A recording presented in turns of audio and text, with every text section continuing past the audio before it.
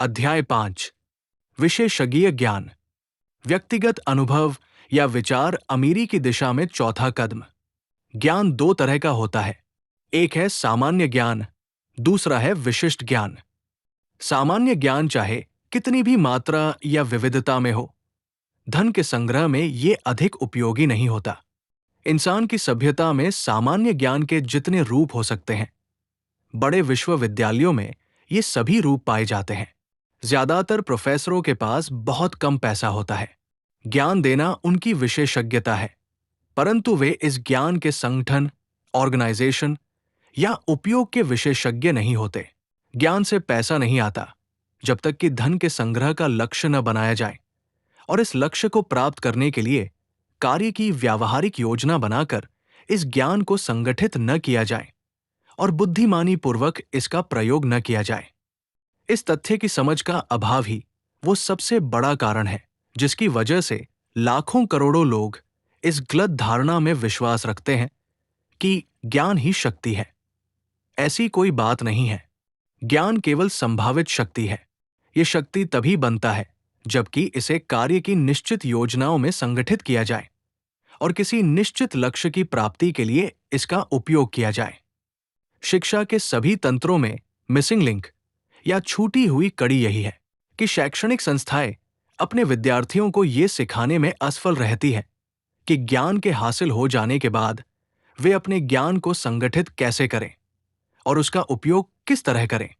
कई लोग ये मानने की गलती करते हैं कि चूंकि हेनरी फोर्ड बहुत कम समय के लिए स्कूल गए थे, इसलिए उनके पास शिक्षा कम थी। जो लोग ये गलती करते हैं वे दरअसल शिक्षा का सही अर्थ नहीं समझ पाए हैं। एजुकेशन शब्द लेटिन शब्द एजुको से बना है, जिसका अर्थ है बाहर लाना या अंदर से विकसित करना। ये जरूरी नहीं है कि वही व्यक्ति शिक्षित हो जिसके पास सामान्य या विशिष्ट ज्ञान की प्रचुरता हो। शिक्षित आदमी वो होता है जिसने अपने मस्तिष्क को इस तरह से विकसित कर लिया है कि वो जो चाहता है उसे हासिल कर सकता है, और इस प्रक्रिया में वो दूसरों के अधिकारों का हनन नहीं करता। अज्ञानी आदमी जो दौलतमंद बना। प्रथम विश्व युद्ध के दौरान शिकागो के एक अखबार ने कुछ संपादकीय छापे जिसमें अन्य बातों के अलावा इस बात का जिक्र भी था कि हेनरी फोर्ड एक अज्ञानी शांतिवादी है। फोर्ड ने इस वक्तव्य पर आपत्ति की और उस अखबार के खिलाफ एक मुकदमा दायर कर दिया। जब मुकदमा कोर्ट में चला तो अखबार के वकीलों ने अपनी बात को सही साबित करने के लिए फोर्ड को गवाही के लिए बुलवाया ताकि जूरी के सामने ये साबित किया जा सके कि फोर्ड अज्ञानी थे।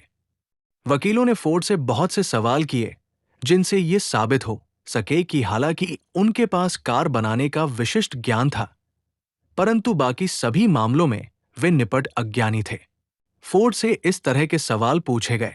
बेनेडिक्ट अर्नोल्ड कौन थे और 1776 के विद्रोह से निपटने के लिए ब्रिटेन ने कितने सैनिकों को अमेरिका भेजा? इस आखिरी सवाल का फोर्ड ने यह जवाब दिया, मुझे ब्रिटेन द्वारा भेजे गए सैनिकों की निश्चित संख्या तो नहीं पता, परंतु मैंने सुना है कि जितने सैनिक वहां गए थे उनमें से बहुत कम वापस लौटे। 95। आखिरकार फोर्ड इस तरह के सवालों का जवाब देते देते थक गए और उन्होंने एक अजीब से सवाल के जवाब में कटघरे में आगे की तरफ झुकते हुए विरोधी वकील की तरफ उंगली दिखाते हुए कहा, आपके द्वारा पूछे गए इस मूर्खतापूर्ण सवाल का, या आपने अब तक मुझसे जितने भी सवाल पूछे हैं, अगर मैं उन सवालों के जवाब सचमुच चाहूं तो मेरी टेबल पर कई बटन लगे हुए हैं और मैं सही बटन दबाकर अपनी सहायता के लिए ऐसे आदमियों को बुला सकता हूं जो सही जवाब दे सकते हैं। मेरे पास ऐसे विशेषज्ञ मौजूद हैं जिनसे मैं जितने भी सवाल पूछूंगा उन्हें उन सब के जवाब मालूम है। अब क्या आप मेहरबानी करके मुझे बताएंगे कि जब मेरे आसपास ऐसे लोग मौजूद हैं जो मेरे हर सवाल का जवाब दे सकते हैं, तो मैं सिर्फ इन सवालों के जवाब मालूम करने के लिए अपने मस्तिष्क में ढेर सारे सामान्य ज्ञान का अटाला क्यों इकट्ठा करूं? इस जवाब में निश्चित रूप से दम था। इस जवाब से वकील की हवा निकल गई। अदालत में बैठे हर आदमी को यह एहसास हुआ कि यह जवाब किसी अज्ञानी आदमी का जवाब नहीं था, बल्कि एक शिक्षित आदमी का जवाब था। हर वो आदमी शिक्षित है जो जानता है कि जरूरत पड़ने पर उसे ज्ञान कहां से मिलेगा और फिर वो उस ज्ञान को निश्चित कार्य योजना में व्यवस्थित कैसे करेगा। अपने मास्टरमाइंड समूह के सहयोग से हेनरी फोर्ड के पास वो सारा विशिष्ट ज्ञान था जिसकी उन्हें अमेरिका के सबसे अमीर आदमियों में से एक बनने के लिए जरूरत थी। ये अनिवार्य नहीं था कि ये सारा का सारा ज्ञान उनके अपने दिमाग में हो। आप वो सारा ज्ञान हासिल कर सकते हैं जिसकी आपको जरूरत है, इससे पहले कि आपको ये विश्वास हो कि आप इच्छा को इसके आर्थिक समतुल्य में बदलने की सामर्थ्य रखते हैं। आपको उस सेवा, वस्तु या प्रोफेशन के विशिष्ट ज्ञान की आवश्यकता होगी जिसके द्वारा आप दौलतमंद बनना चाहते हैं। शायद आपको इतने अधिक विशिष्ट ज्ञान की आवश्यकता हो जो आपके पास ना हो और आपके पास उस ज्ञान को हासिल करने की कोई रुचि या योग्यता ना हो। ऐसे में आप अपने मास्टरमाइंड समूह की सहायता से अपनी कमजोरी पर पुल बना सकते हैं।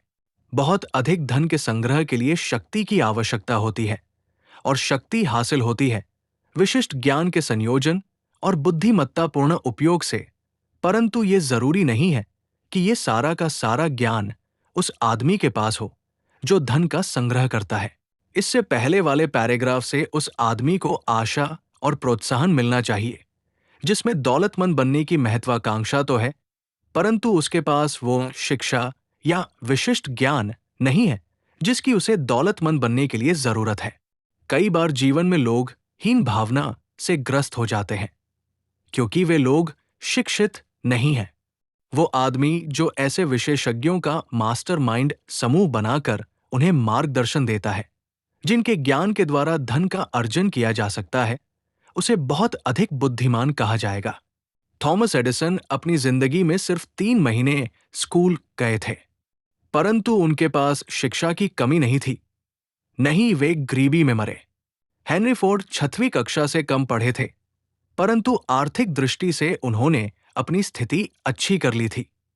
विशिष्ट ज्ञान प्रचुरता में उपलब्ध है और आप काफी कम दामों में विशिष्ट ज्ञान रखने वाले लोगों को नौकरी पर रख सकते हैं।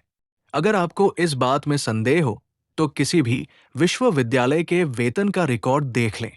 ये जानना महत्वपूर्ण है कि ज्ञान किस तरह खरीदा जाए।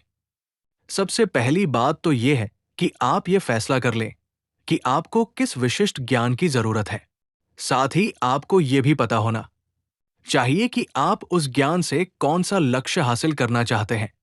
बहुत हद तक जीवन में आपका प्रमुख लक्ष्य, वो लक्ष्य जिसके लिए आप काम कर रहे हैं, ये तय करेगा कि आपको किस ज्ञान की आवश्यकता है। इस प्रश्न का जवाब मिल जाने के बाद आपका अगला कदम ये होगा कि आप वो सही जानकारी हासिल कर लें और इस ज्ञान के विश्वसनीय स्रोतों को खोजें। इनमें से अधिक महत्वपूर्ण है: 1. अपना अनुभव और शिक्षा। 2.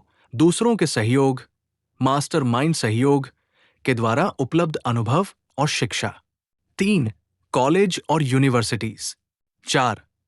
सार्वजनिक पुस्तकालय। इंसान ने अब तक जितना ज्ञान हासिल किया है वो सारा ज्ञान पुस्तकों और पीरियोडिकल्स के द्वारा हासिल किया जा सकता है। 5. विशेष प्रशिक्षण कोर्स, खास तौर पर नाइट स्कूल और होम स्टडी स्कूल्स। जब ज्ञान हासिल किया जाए तो उसके बाद अपने निश्चित लक्ष्य के लिए योजना बनाकर इसे प्रयोग में लाया जाए।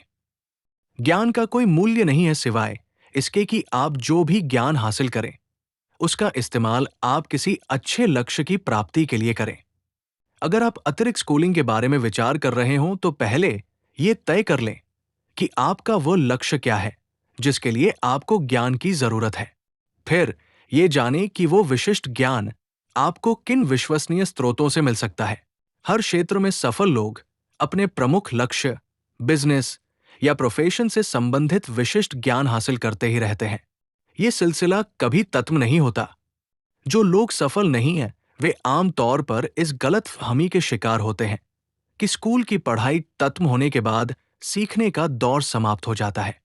सच्चाई यह है कि स्कूल की पढ़ाई तो सिर्फ विद्यार्थी को वो रास्ता बतौती है जिसके द्वारा व्यावहारिक ज्ञान हासिल किया जाए। आज का युग विशेषज्ञता का युग है। कोलंबिया यूनिवर्सिटी के प्लेसमेंट डायरेक्टर रॉबर्ट पी मूर ने इस सच्चाई को एक अखबार में रेखांकित किया था। विशेषज्ञों की सबसे अधिक जरूरत है। रोजगार देने वाली कंपनियां ऐसे उम्मीदवारों की खास तलाश करती हैं जिनमें विशेषज्ञता हो। ऐसे लोग जो अकाउंटिंग, स्टैटिस्टिक्स, इंजीनियरिंग इत्यादि क्षेत्रों में प्रशिक्षित हों, जो पत्रकार, आर्किटेक्ट, केमिस्ट का प्रशिक्षण ले चुके हों। सीनियर क्लास के लीडर्स और सक्रिय विद्यार्थी भी इसी श्रेणी में आते हैं।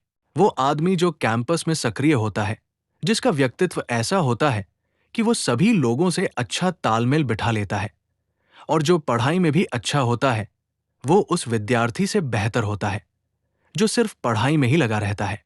जिनके पास हर तरह की योग्यता होती है, उनमें से कईयों को बहुत सी नौकरियों के ऑफर मिलते हैं। कुछ को तो 6 नौकरियों तक के ऑफर मिले हैं। एक बड़ी औद्योगिक कंपनी ने मिस्टर मूर को एक पत्र लिखा जो कॉलेज के संभावित सीनियर्स के संबंध में था। इस पत्र में कहा गया था, हम लोग मूलतः ऐसे आदमियों को खोजने में रुचि रखते हैं जो मैनेजमेंट के काम में अद्भुत प्रगति कर सकते हैं। इस वजह से हम विशिष्ट शैक्षणिक पृष्ठभूमि के बजाय चरित्र, बुद्धि और व्यक्तित्व के गुणों पर विशेष ध्यान देते हैं। अप्रेंटिसशिप का प्रस्ताव। गर्मी की छुट्टियों में ऑफिसों, स्टोर्स और औद्योगिक संगठनों में अप्रेंटिसशिप की वकालत करते हुए मिस्टर मूर ने यह कहा कि कॉलेज के पहले 2 या 3 सालों में हर विद्यार्थी से यह कहा जाना चाहिए कि वो एक निश्चित भावी कोर्स चुन ले, और अगर उसे ये लगता है कि वो गैर विशिष्टता वाले शैक्षणिक पाठ्यक्रम में बिना मकसद के भटक रहा है, तो वो ऐसा करना बंद कर दे। कॉलेज और यूनिवर्सिटीज को अब ये व्यावहारिक बात समझ लेनी चाहिए कि अब सभी प्रोफेशंस और व्यवसायों में विशेषज्ञों की मांग है। मिस्टर मूर ने कहा और ये आग्रह किया कि शैक्षणिक संस्थाएं वोकेशनल गाइडेंस के लिए प्रत्यक्ष रूप से अधिक जिम्मेदारी स्वीकार करें। विशेषज्ञता की स्कूलिंग की जिनको जरूरत है, उनके लिए ज्ञान के सबसे विश्वसनीय और व्यावहारिक स्रोतों में से एक है अधिकांश बड़े शहरों में चल रहे नाइट स्कूल। जहां भी अमेरिका की डाक जाती है, वहां तक पत्राचार स्कूलों का विशिष्ट प्रशिक्षण भी जाता है, जिनमें उन सभी विषयों पर प्रशिक्षण दिया जाता है जो पत्राचार के माध्यम से पढ़ाएं या सिखाए जा सकते हैं। घर पर अध्ययन या प्रशिक्षण का एक लाभ यह है कि पढ़ाई का कार्यक्रम लचीला होता है और आदमी अपने खाली समय में पढ़ाई कर सकता है। घर पर पढ़ने का दूसरा लाभ यह होता है, अगर आपने स्कूल को सावधानी से चुना है, तो कि होम स्टडी स्कूल द्वारा दिए जाने वाले अधिकांश पाठ्यक्रमों के साथ परामर्श की उदार सुविधाएं भी दी जाती हैं, जो उन लोगों के लिए अमूल्य साबित हो सकती है जिन्हें विशिष्ट ज्ञान की आवश्यकता है। चाहे आप कहीं भी रहते हो, आप इनका लाभ उठा सकते हैं। कलेक्शन एजेंसी से एक सबक। बिना प्रयास और कीमत के हासिल हुई किसी भी चीज को आम तौर पर महत्व नहीं दिया जाता। शायद इसीलिए हम पब्लिक स्कूलों में मिलने वाले बेहतरीन अवसर का बहुत कम लाभ उठाते हैं। विशिष्ट अध्ययन के निश्चित कार्यक्रम से हम कुछ हद तक अनुशासित होते हैं। इस तरह कुछ हद तक उस गंवाए हुए अवसर की भरपाई होती है जब ज्ञान बिना मूल्य के उपलब्ध था। पत्राचार स्कूल बहुत अच्छी तरह से चलाई जाने वाली बिजनेस संस्थाएं हैं। उनकी ट्यूशन फीस इतनी कम है कि तत्काल पेमेंट पर जोर देना उनकी मजबूरी है। चाहे विद्यार्थी के नंबर अच्छे आए या खराब, वे अपना पेमेंट ले लेते हैं। इससे विद्यार्थी पर यह प्रभाव पड़ता है कि वह उस कोर्स को पूरा करने के लिए मजबूर हो जाता है जिसे उसने दूसरी किसी स्थिति में बीच में ही छोड़ दिया होता। पत्राचार स्कूलों ने इस बिंदु को अधिक रेखांकित नहीं किया है। हालांकि सच्चाई यह है कि उनके कलेक्शन डिपार्टमेंट हमें निर्णय, शीघ्रता और किसी काम को शुरू करने के बाद पूरा करने की आदत के बारे में बहुत अच्छा प्रशिक्षण देते हैं। मैंने ये अनुभव से सीखा है और ये 45 साल पहले की बात है। मैंने एडवर्टाइजिंग के एक होम स्टडी कोर्स में अपना नाम लिखवा लिया। 8 या 10 लेसन पूरे होने के बाद मैंने पढ़ना छोड़ दिया, परंतु स्कूल ने मुझे बिल भेजना नहीं छोड़ा। उसने पेमेंट पर जोर दिया, चाहे मैं पढ़ाई करूं या न करूं। मैंने फैसला किया कि अगर मुझे इस कोर्स के लिए भुगतान करना ही है, कानूनी रूप से मैं बाध्य था, तो मुझे अपने लेसन पूरे कर ही लेने चाहिए ताकि मेरे पैसे की पूरी कीमत वसूल हो जाए। उस समय मैंने महसूस किया कि स्कूल का कलेक्शन सिस्टम कुछ ज्यादा ही अच्छी तरह से नियोजित है। परंतु मैंने बाद के अपने जीवन में ये सीखा कि इस बात ने मुझे बहुत अच्छा और मूल्यवान प्रशिक्षण दिया जो मुझे मुफ्त मिला था। चूंकि मुझे पैसे चुकाने के लिए विवश किया गया था, इसलिए मैं आगे बढ़ा और मैंने वो कोर्स कर लिया। बाद में मैंने अपने जीवन में पाया कि उस स्कूल के सक्षम कलेक्शन सिस्टम का मेरे लिए पैसे कमाने के अर्थ में बहुत महत्व था, और इसका कारण था एडवर्टाइजिंग में लिया गया वो प्रशिक्षण जिसे मैंने अनिच्छा से पूरा किया था। विशेषज्ञ ज्ञान की राह। कहा जाता है कि इस देश में दुनिया का सबसे बड़ा पब्लिक स्कूल सिस्टम है। इंसानों के साथ एक अजीब चीज यह है कि वे उसी चीज को मूल्यवान और महत्वपूर्ण समझते हैं जिसकी वे कीमत चुकाते हैं। अमेरिका के फ्री स्कूल और फ्री पब्लिक लाइब्रेरी लोगों पर प्रभाव नहीं डाल पाते क्योंकि वे फ्री है। ये प्रमुख कारण है जिसकी वजह से इतने सारे लोगों के लिए ये जरूरी हो जाता है कि वे रकूल छोड़ने के बाद और नौकरी करने जाने के बाद अतिरिक्त प्रशिक्षण हासिल करें। ये एक बड़ा कारण है कि नियोक्ता उन कर्मचारियों का अधिक ध्यान रखते हैं जो होम स्टडी कोर्स करते हैं। उन्होंने अनुभव से ये सबक सीखा है कि जिस व्यक्ति में इतनी महत्वाकांक्षा है कि वो अपने खाली समय को घर पर पढ़ाई में लगाता है, उसमें ऐसे गुण अवश्य होंगे जो उसे लीडरशिप के लिए तैयार करते हों। लोगों में एक कमजोरी होती है जिसका कोई इलाज नहीं है। ये शाश्वत कमजोरी है महत्वाकांक्षा की कमी। लोग, खासकर तनख्वाह पाने वाले लोग, अगर अपने खाली समय का टाइम टेबल बनाएं और उसमें होम स्टडी के लिए समय निर्धारित करें तो प्रायः वे ज्यादा समय तक नीचे की पायदान पर नहीं रहते। उनके कार्य उन्हें ऊपर की पायदानों पर ले जाते हैं, उनकी राह से कई बाधाओं को हटा देते हैं और उनकी वजह से उन्हें उन लोगों की दोस्ताना रुचि हासिल हो जाती है जिनके पास उन्हें अवसर देने की शक्ति है। प्रशिक्षण का होम स्टडी का तरीका नौकरी करने वाले लोगों के लिए खास तौर पर उपयोगी है जिन्हें यह महसूस होता है कि स्कूल छोड़ने के बाद उन्हें कोई अतिरिक्त विशेषज्ञ ज्ञान हासिल करना चाहिए, परंतु जिनके पास वापस स्कूल जाने के लिए समय नहीं है। स्टुअर्ट ऑस्टिन वियर ने खुद को कंस्ट्रक्शन इंजीनियर के रूप में तैयार किया था और वे इसी लाइन में आगे बढ़े, परंतु मंदी के दौर में उनका काम सिमट गया और वे उतना नहीं कमा पा रहे थे जितने की उन्हें जरूरत थी। उन्होंने खुद का अवलोकन किया, अपने गुणों की सूची बनाई और ये फैसला किया कि वे वकालत के व्यवसाय में जाएंगे। वे दोबारा स्कूल गए और उन्होंने विशेष कोर्स किए जिनके द्वारा उन्होंने खुद को कॉरपोरेशन वकील के रूप में तैयार कर लिया। उन्होंने अपना प्रशिक्षण पूरा किया, बार एग्जामिनेशन पास किया और जल्दी ही वकालत से उन्हें अच्छी खासी आमदनी होने लगी। कुछ लोग ये बहाने बना सकते हैं कि मैं स्कूल नहीं जा सकता क्योंकि मेरे पास एक परिवार है जिसे मुझे पालना है या मैं बूढ़ा हूं।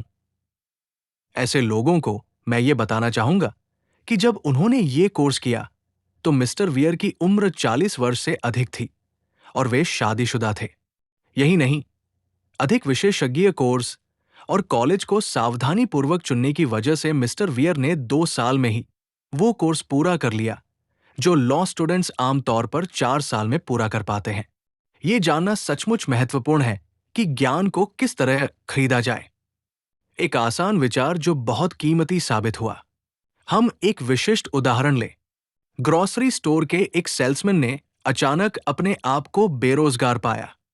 चूंकि उसके पास बुककीपिंग का कुछ अनुभव था, इसलिए उसने अकाउंटिंग का एक विशेष कोर्स किया।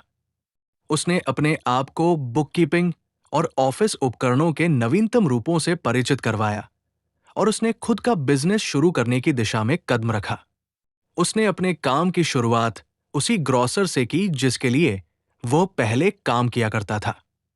इसके बाद उसने 100 से अधिक व्यापारियों से कॉन्ट्रैक्ट किया कि वो उनका हिसाब किताब रखेगा और बदले में नाममात्र का मासिक शुल्क लेगा। उसका विचार इतना व्यावहारिक था कि जल्दी ही उसे एक छोटे डिलीवरी ट्रक में एक पोर्टेबल ऑफिस बनाना पड़ा जिसमें उसने आधुनिक बुककीपिंग मशीनरी रखी। अब उसके पास इन चलित बुककीपिंग वाहनों का एक दस्ता है और उसके पास सहयोगियों का एक बड़ा स्टाफ है जिनके द्वारा वो छोटे व्यापारियों को बहुत कम कीमत में बहुत ज्यादा और बहुत बढ़िया अकाउंटिंग सेवा देता है। विशेषज्ञ ज्ञान और कल्पना वे तत्व थे जिनके कारण ये अद्भुत और सफल बिजनेस बन पाया। पिछले साल इस बिजनेस के मालिक ने जितना इनकम टैक्स चुकाया वो उस आमदनी से 10 गुना था जो उसे तब होती थी जब वो ग्रोसरी की दुकान में सेल्समैन हुआ करता था। इस सफल बिजनेस की शुरुआत सिर्फ एक विचार से हुई। बेरोजगार सेल्समैनों को ये विचार देने के बाद मैं अब एक और विचार देना चाहता हूं जिसमें इससे भी ज्यादा आमदनी की संभावना है। ये विचार उस सेल्समैन द्वारा सुझाया गया था जिसने सेलिंग छोड़ दी और वो होलसेल स्तर पर बुककीपिंग के बिजनेस में गया। जब उसकी बेरोजगारी की समस्या के बारे में ये प्लान सुझाया गया तो उसने तत्काल कहा, मुझे विचार पसंद आया, परंतु मैं नहीं जानता कि इसे कैश में कैसे बदला जाए।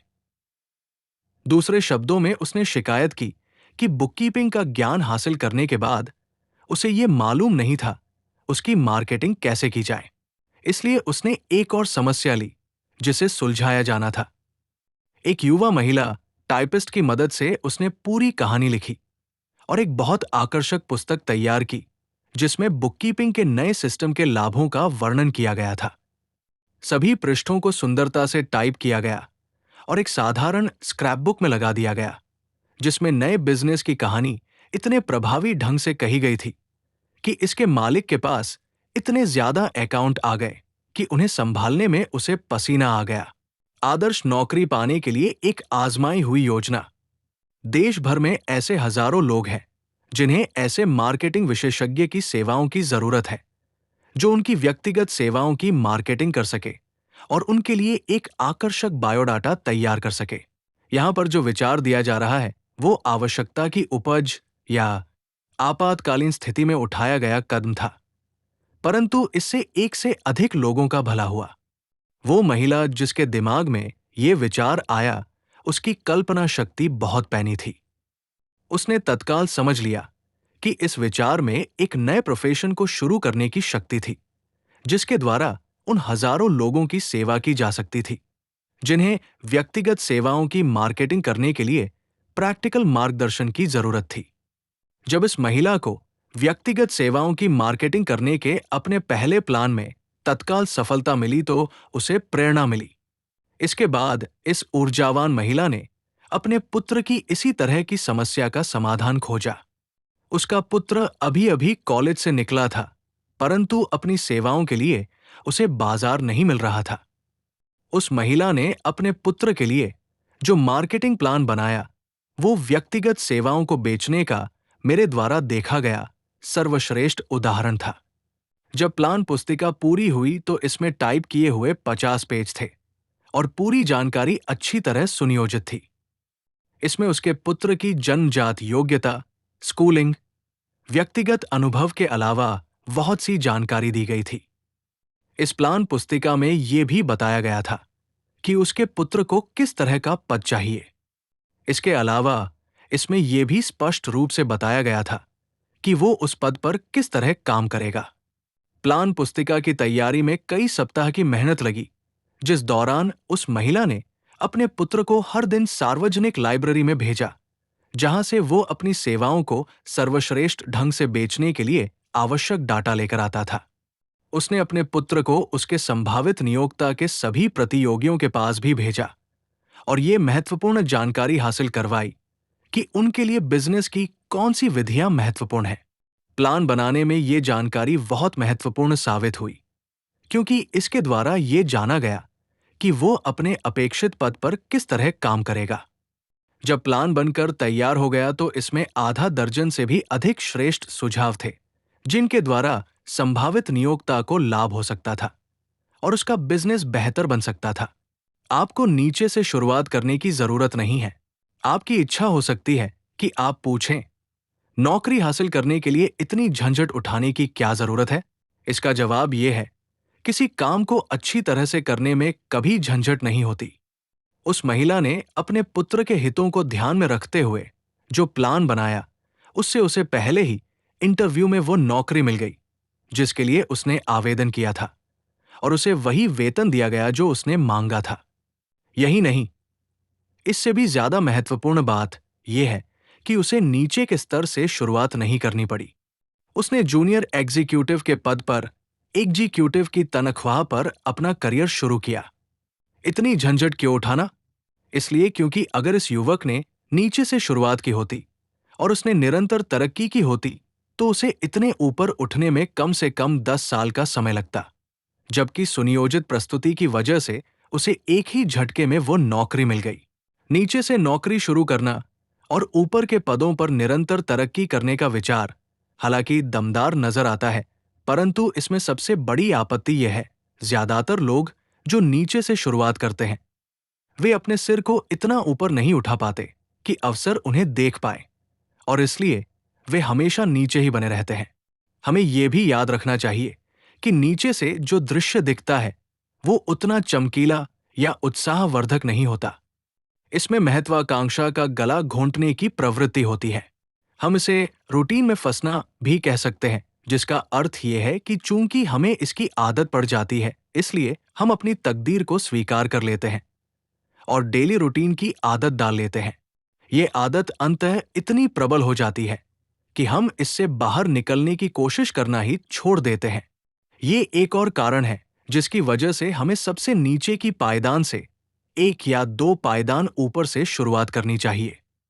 ऐसा करने से आदमी ये आदत डाल लेता है ताकि वो अपने चारों तरफ देख सके कि लोग किस तरह आगे बढ़ रहे हैं, और फिर वो अवसरों को पहचान सके और उन्हें गले लगाकर बिना झिझके आगे बढ़ सके, असंतोष से अपने लिए काम करवाए। डेन हाल्पिन का उदाहरण एक बहुत अच्छा उदाहरण है। अपने कॉलेज के दिनों में वे प्रसिद्ध 1930 national championship Notre Dame football team के मैनेजर थे, जब ये स्वर्गीय न्यूट रॉकने के निर्देशन में थी। हाल्पिन ने बड़े ही निराशाजनक समय में अपना कॉलेज पूरा किया, क्योंकि उस वक्त मंदी के कारण नौकरियां कम हो गई थी। इसलिए इन्वेस्टमेंट बैंकिंग और मोशन पिक्चर्स में हाथ-पांव मारने के बाद उन्होंने अपने भविष्य की संभावना का पहला कदम पहचाना कमीशन बेसिस पर बिजली के हियरिंग एड्स बेचना। लगभग 2 सालों तक उसने ये काम लगातार किया, हालांकि वो इस काम को कतई पसंद नहीं करता था और वो कभी ऊपर नहीं उठ पाया होता अगर उसने अपने असंतोष को दूर न किया होता।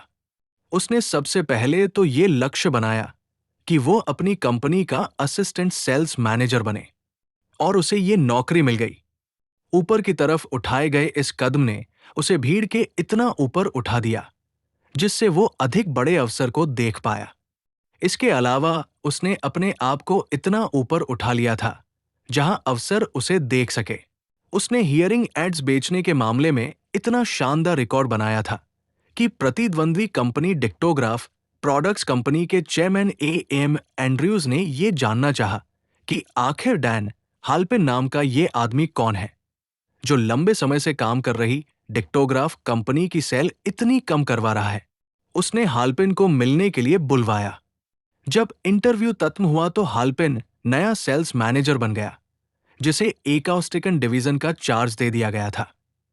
फिर यह देखने के लिए कि युवा हाल्पिन किस मिट्टी का बना है, मिस्टर एंड्रयूज 3 महीने के लिए फ्लोरिडा चले गए और हाल्पिन को उसके हाल पर छोड़ दिया, चाहे वो डूबे या तैरे।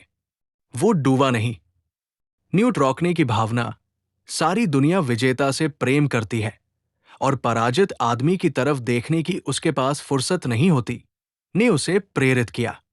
उसने अपने काम को इतने बढ़िया ढंग से किया कि वो अपनी कंपनी का वाइस प्रेसिडेंट चुन लिया गया। ये एक ऐसा पद था जिसे अधिकांश लोग 10 साल की निष्ठा भरी मेहनत के बाद हासिल करके गर्व का अनुभव करते। हाल्पिन को ये पद 6 महीने से भी कम में मिल गया था। इस पूरी फिलॉसफी में मैं इस बिंदु पर जोर देने की कोशिश कर रहा हूं कि अगर हम चाहें तो हम उन परिस्थितियों को नियंत्रित करने में सक्षम होते हैं जिनके द्वारा हम ऊंचे पदों पर पहुंचते हैं या नीचे ही बने रहते हैं। आपके सहयोगी अमूल्य हो सकते हैं। मैं इस बिंदु पर भी जोर देने की कोशिश कर रहा हूं कि सफलता और असफलता दोनों ही बहुत हद तक आदत का परिणाम है। मुझे जरा भी संदेह नहीं है कि अमेरिका के महानतम फुटबॉल कोच के साथ करीबी रूप से जुड़े रहने के कारण डैन हाल्पिन के मस्तिष्क में सर्वश्रेष्ठ बनने की वही प्रबल आकांक्षा थी जिसने नॉट्रे डेम फुटबॉल टीम को विश्व प्रसिद्ध बनाया। ये सच है कि हीरो वर्शिप या आदर्श व्यक्ति का अनुसरण एक बहुत अच्छा विचार है बशर्ते आप विजेता का अनुसरण करें। असफलता और सफलता दोनों ही स्थितियों में बिजनेस सहयोगी महत्वपूर्ण होते हैं। इस सिद्धांत में मेरा विश्वास तब सही साबित हुआ जब मेरा पुत्र ब्लेयर डैन हाल्पिन के साथ एक पद के बारे में चर्चा कर रहा था। प्रतियोगी कंपनी उसे जितनी तनख्वाह देती, मिस्टर हाल्पिन ने उसके सामने शुरुआत में उससे आधी तनख्वाह का प्रस्ताव रखा। मैंने अपने पुत्र पर पिता की हैसियत से भावनात्मक दबाव डाला और उसे राजी कर लिया कि वो मिस्टर हाल्पिन के साथ काम करे। मैंने ऐसा इसलिए किया क्योंकि मेरा विश्वास है कि ऐसे आदमी के साथ करीबी संबंध बनाना एक अमूल्य अनुभव है जो परिस्थितियों के साथ कभी समझौता नहीं करता। इस लाभ को पैसे में नहीं तौला जा सकता। नीचे से शुरू करना ठीक नहीं है। किसी भी आदमी के लिए निचला स्थान बोरियत भरा, भयावह और लाभहीन स्थान है। इसीलिए मैंने इस बारे में इतने विस्तार से बताया है कि अगर सही योजना बनाई जाए तो नीचे से शुरुआत करने को किस तरह रोका जा सकता है। विशेषज्ञ ज्ञान द्वारा अपने विचारों को किस तरह मूल्यवान बनाएं। जिस महिला ने अपने पुत्र के लिए पर्सनल सर्विस सेल्स प्लान बनाया था, उसे देश भर से लोगों के ये आग्रह मिले कि वो उनके लिए भी इसी तरह के प्लान बना दे। ये सभी लोग उसका सहयोग चाहते थे ताकि उन्हें अपनी व्यक्तिगत सेवाओं के बदले में अधिक धन मिल सके। हमें ये नहीं मान लेना चाहिए कि उस महिला की योजना सिर्फ चतुराई भरी सेल्समैनशिप थी, जिसके द्वारा वो उन लोगों को उन्हीं सेवाओं के बदले में अधिक धन दिलवाती थी जिन्हें वे पहले कम दामों में बेच रहे थे। वो व्यक्तिगत सेवाओं के विक्रेता के अलावा उनके खरीदार का भी ध्यान रखती थी और इसलिए वो इस तरह की योजना बनाती थी जिससे नियोक्ता को उस अतिरिक्त धन के बदले में पूरा मूल्य मिले। अगर आपके पास कल्पना है और अगर आप अपनी व्यक्तिगत सेवाओं के बदले में अधिक लाभदायक विकल्प खोज रहे हैं, तो ये सुझाव आपके लिए प्रेरक साबित हो सकता है। इस विचार से इतनी अधिक आमदनी संभव है जो औसत डॉक्टर, वकील या इंजीनियर को भी नहीं होती, जिसने कॉलेज में कई साल तक अपने विषय की शिक्षा हासिल की है। दमदार विचारों की कोई निश्चित कीमत नहीं होती। सारे विचारों के पीछे विशेषज्ञ ज्ञान होता है। दुर्भाग्य से जिन लोगों के पास प्रचुरता में धन नहीं होता, उनके लिए विचारों की तुलना में विशेषज्ञ ज्ञान अधिक प्रचुर होता है और अधिक आसानी से हासिल किया जा सकता है। इस सच्चाई के कारण उस आदमी की शाश्वत मांग रहती है और उस आदमी के सामने अथाह अवसर होते हैं जो व्यक्तिगत सेवाओं को बेचने में लोगों की मदद करने में सक्षम है। सक्षमता का अर्थ है कल्पना, वो गुण जो विशेषज्ञ ज्ञान को विचारों से जोड़ता है, एक ऐसी व्यवस्थित योजना के रूप में जिसका लक्ष्य होता है अधिक धन प्रदान करना। अगर आप में कल्पना है तो ये अध्याय आपको एक विचार प्रदान कर सकता है जिससे आपको वो दौलत मिलनी शुरू हो जाएगी जिसकी आप इच्छा रखते हैं। याद रखें, विचार ही प्रमुख वस्तु है। विशेषज्ञ ज्ञान आपको किसी भी नुक्कड़ पर मिल सकता है, किसी भी नुक्कड़ पर।